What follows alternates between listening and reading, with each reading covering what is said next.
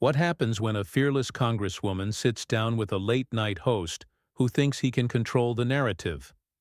What you're about to witness is one of the most explosive television moments ever captured, where political courage meets Hollywood arrogance, and the results are absolutely shocking. Make sure you subscribe right now and drop a comment below, because this story will leave you questioning everything you thought you knew about late-night television. The studio lights were blazing hot as Congresswoman Jasmine Crockett walked onto the Jimmy Kimmel live set. She had agreed to this interview reluctantly, knowing Kimmel's reputation for ambushing political guests with gotcha questions disguised as comedy. But Crockett was no ordinary politician. She was a former public defender who had faced down hostile judges and prosecutors for years before entering Congress. She wasn't about to be intimidated by a comedian with a desk. Kimmel sat behind his desk with that familiar smirk, the one that signaled he was about to pounce. The audience was primed, warmed up by his writers to laugh at whatever he served up. This wasn't going to be a conversation. It was going to be a performance, and Kimmel intended to be the star. "So Jasmine," Kimmel began, not even using her title of Congresswoman, "you've been making quite a splash in Washington with all your fiery speeches. Tell me, do you practice those in the mirror, or does the anger just come naturally?" The audience chuckled on cue, but Crockett didn't flinch. She leaned back in her chair, studying Kimmel with the same intensity she once reserved for cross-examining lying witnesses. "Jimmy," she replied, emphasizing his first name the same way he had hers, "I find it interesting that you characterize fighting for working families as anger. When you make jokes about people losing their health care, is that passion or just good ratings?" The smirk on Kimmel's face flickered for just a moment. This wasn't going according to script. His writers had prepared him for the usual political deflections, not a counterattack. "Well, I think comedy helps people cope with difficult times," Kimmel said, trying to regain his footing. "But speaking of difficult times, let's talk about your party's policies.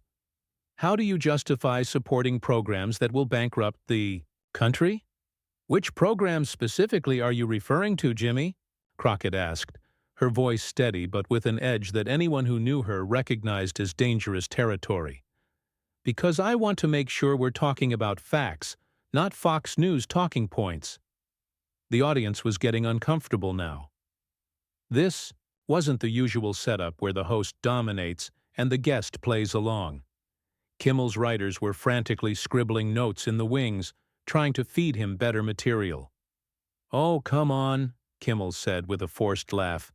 "Everyone knows your Green New Deal proposals would cost trillions of dollars. How is that fiscally responsible?" "Jimmy, I need to stop you right there," Crockett said, her courtroom instincts kicking in. "First, you're conflating several different pieces of legislation. Second, you're citing numbers that have been debunked, repeatedly. And third, you're asking me to defend policies I didn't even author. Is this how you prepare for all your interviews, or just the ones with black women?" The studio went dead silent. Even the camera operators stopped moving. Kimmel's face flushed red, not from embarrassment, but from anger at being called out so directly. "I think that's a pretty unfair characterization," Kimmel said, his voice rising slightly. "I ask tough questions of all my political guests." "Do you?" Crockett shot back. "Because I watched your interview with Senator Collins last month, and I didn't hear you interrupt her once. I watched your interview with Governor Reynolds, and you actually thanked her for her time before asking your first substantive question. But somehow, 30 seconds into our conversation, you're already dismissing my work as grandstanding." Kimmel was losing control of his own show, and he knew it. The audience could feel the tension crackling between them. This was supposed to be entertainment, but it was turning into something much more serious. "Look, Jasmine," Kimmel said, trying to sound paternal, "I think you're being a little sensitive here. This is comedy television. We poke fun at everyone." "Sensitive?" Crockett's voice dropped to the tone she used in courtrooms when she was about to destroy a witness. "Jimmy, let me explain something to you. When I was a public defender, I represented people who couldn't afford lawyers, real people with real problems. When I got to Congress, I swore an oath to serve those same people. So when you sit behind that desk and mock the work we do to keep families housed and fed, you're not just making jokes. You're contributing to a culture that treats governance like entertainment. The producers in the control room were having a meltdown. This wasn't going according to any plan they had. Kimmel was supposed to be in control, steering the conversation wherever he wanted it to go. Instead, he was being lectured by his own guest. "I think you're taking this way too seriously," Kimmel said, but his usual confidence was wavering. "We're just having a conversation." "Are we?" Crockett asked. "Because conversations usually involve two people listening to each other. What I'm experiencing feels more like an interrogation designed to make me look foolish for your audience's amusement." Kimmel's mask was starting to slip. The charming late-night host persona was giving way to something uglier underneath. "Well, maybe if your party had better policies, they'd be easier to defend," he snapped, abandoning any pretense of comedy. "There it is," Crockett said, a slight smile playing at the corners of her mouth. "The real Jimmy Kimmel. Tell me, when did you decide that your platform gave you the right to determine which policies are worth defending? Are you an elected official? Do you have constituents? Or are you just another rich celebrity who thinks his opinion matters more than the people who actually do the work?" The audience was completely silent now, watching this verbal battle unfold. Some were shifting uncomfortably in their seats, unsure whether they should be enjoying this or feeling embarrassed for their host. Kimmel's face was getting redder by the moment. He wasn't used to being challenged like this, especially not on his own show, in front of his own audience. "Listen here," Kimmel said, his voice dropping the pretense of friendliness entirely. "I've been doing this for 20 years. I know how to handle politicians who think they're smarter than everyone else." Crockett raised an eyebrow, her expression shifting from professional courtesy to something far more dangerous. "Handle? Is that what you think you're doing right? Now, Jimmy? Handling me?" The control room was in chaos. The producers were gesturing frantically at Kimmel through the glass, but he was too focused on the woman sitting across from him to notice. His ego had been bruised, and now he was operating on pure instinct. "What I'm doing," Kimmel said, leaning forward aggressively, "is trying to get straight answers from someone who speaks in nothing but talking points and victim narratives." "Victim narratives?" Crockett's voice was deadly calm now, the kind of calm that veteran prosecutors recognized as the moment before complete destruction. "Jimmy, let me share something with you. When I was practicing law, I had clients who were actual victims. Women who'd been beaten by their partners, kids who'd been failed by the system, working people who'd been cheated by their employers. Those are victim narratives. What you're witnessing right now is an elected official refusing to let a talk show host minimize her work." Kimmel scoffed, a sound that carried perfectly through the studio microphones. "Oh, please, spare me the sanctimonious lecture. You politicians are all the same. You wrap yourselves in righteousness while you play games with people's lives." "Games?" Crockett stood up from her chair, something that clearly wasn't in the show's script. The cameras had to adjust quickly to follow her movement. "Jimmy, last week I sat in a committee hearing about prescription drug prices. Do you know what we discussed? How insulin costs are literally killing diabetics who can't afford their medication. While you were writing jokes about politicians, I was fighting to make sure people don't have to choose between medicine and rent. Tell me again who's playing games." The audience was transfixed. This had gone far beyond anything they'd expected when they'd come to see a taping. Some were recording on their phones, sensing they were witnessing something unprecedented. Kimmel was losing badly, and he knew it. Every attempt to regain control was being turned against him by someone who clearly had far more experience in confrontational situations. His desperation was starting to show. "You know what your problem is?" Kimmel said, his voice getting nastier. "You think because you have some sob story background it makes you untouchable. But this is my show, and I decide how this goes. Your show, Crockett repeated, her tone suggesting she was filing that phrase away for later use. That's interesting phrasing, Jimmy, because I was under the impression that this was supposed to be an interview, not a performance designed to stroke your ego. Don't twist my words, Kimmel snapped. I don't need to twist anything, Crockett replied. Your words are speaking for themselves. You invited me here under the pretense of discussing policy, but what you really wanted was to make me a punchline. For your audience. The problem is, I'm not playing along with your little comedy routine. Kimmel's writers were frantically trying to signal him from the wings, but he was too deep in his anger to pay attention. Maybe the problem is that you can't take a joke. Maybe that's why Congress doesn't get anything done, because people like you are too busy being offended to actually work. People like me. Crockett's voice carried a warning that anyone with sense would have heeded. Careful, Jimmy. Your privilege is showing. My privilege? Kimmel laughed, but it sounded forced and ugly. I worked my way up from nothing. I started in radio. I paid my dues. Don't lecture me about privilege. You're absolutely right, Crockett said, her tone shifting to something that sounded almost conversational. You did work hard. You built a career, got your own show, made millions of dollars. Good for you. But somehow, in all that success, you forgot that other people work hard too. You forgot that the people I represent aren't characters in your monologue. They're real human beings trying to survive in a system that's rigged against them. Oh, here we go with the rigged system, Kimmel said dismissively. Everything's rigged, nothing's fair.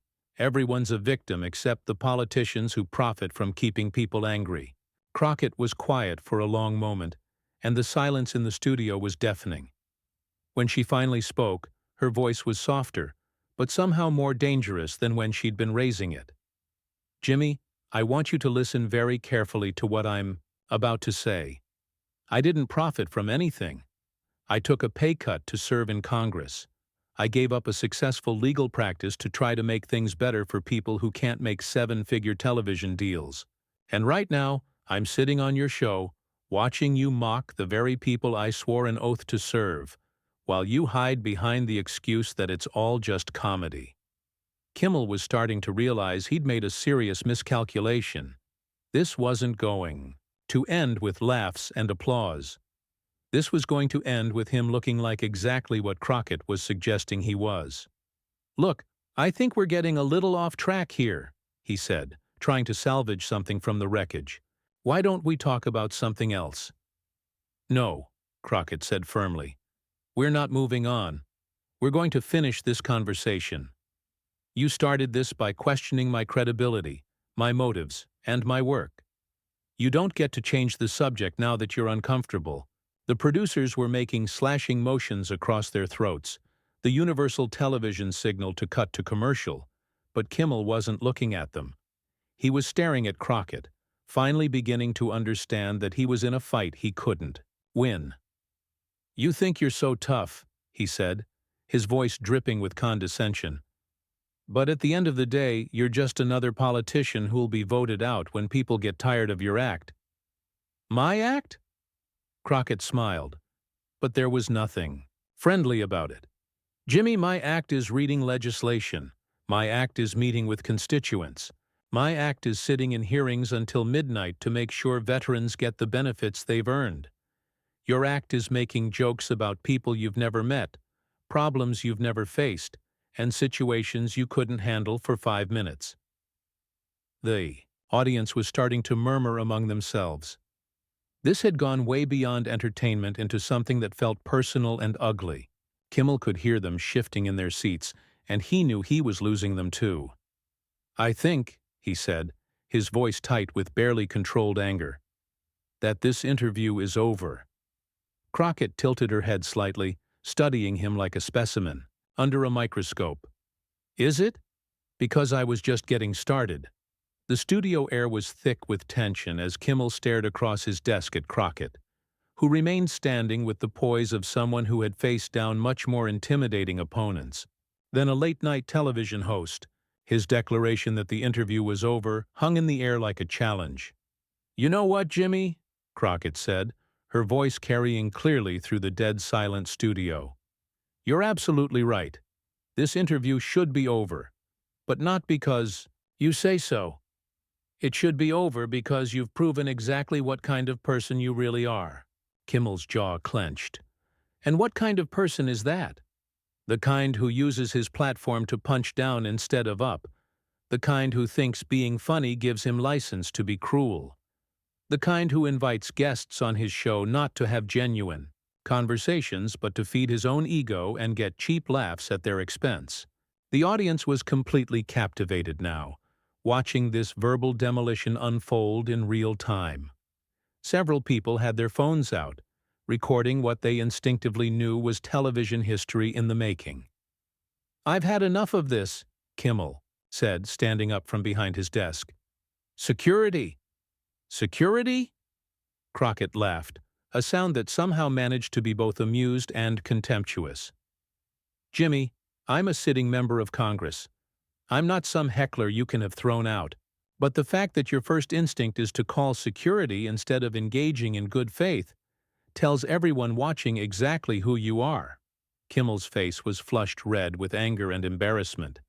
His carefully crafted television persona had completely crumbled, revealing something petty and small underneath. "This is my show. I don't have to sit here and listen to you lecture me." "No, you don't," Crockett agreed. "You could choose to actually listen. You could choose to acknowledge that maybe, just maybe, the people doing the hard work of governing deserve better than to be treated like comedy props. But that would require something you clearly don't have." "Which is what?" Kimmel demanded. "Integrity," Crockett said simply. The word landed like a physical blow. Kimmel actually took a step back, his mouth opening and closing like he couldn't quite process what had just happened.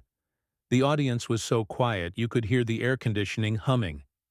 "How dare you?" he finally managed to say. "How dare I what? Tell the truth? Jimmy, you built your career on making fun of people. Politicians, celebrities, ordinary folks who end up in the news. You've made millions of dollars turning human beings into punchlines. And now, when someone pushes back, when someone refuses to be your entertainment, you can't handle it." Kimmel was shaking with rage now. "Get out! Get out of my studio right now." "I'll leave," Crockett said calmly. "But not because you're ordering me to. I'll leave because I have more important things to do than watch a grown man throw a tantrum when he doesn't get his way." She began walking toward the edge of the stage, but then she stopped and turned back to face Kimmel and the cameras. "You know what the really sad part is, Jimmy? You have this incredible platform. Millions of people watch your show. You could use that influence to actually make things better, to elevate important conversations, to help people understand the real challenges facing our country. Instead, you use it to make yourself feel superior to people who are actually trying to solve problems. Don't you dare lecture me about how to use my platform," Kimmel snarled. "I've done more good with this show than you'll ever do in Congress." "Have you?" Crockett asked. "Because from where I'm standing, all you've done tonight is prove that, when faced with someone who won't play your game, you resort to bullying and intimidation. That's not comedy, Jimmy. That's just pathetic." The producers were in full panic mode now, frantically trying to figure out how to salvage this disaster. But there was no going back. This confrontation had taken on a life of its own. "Security!" Kimmel shouted again, his voice cracking slightly. "Get her out of here now!" Two security guards appeared at the edge of the stage, looking deeply uncomfortable. They clearly had no desire to escort a sitting congresswoman off the set, especially not one who was walking away voluntarily. "It's okay," Crockett told them, her voice gentle. "I'm leaving, but I want everyone watching to remember this moment. This is what happens when power is challenged.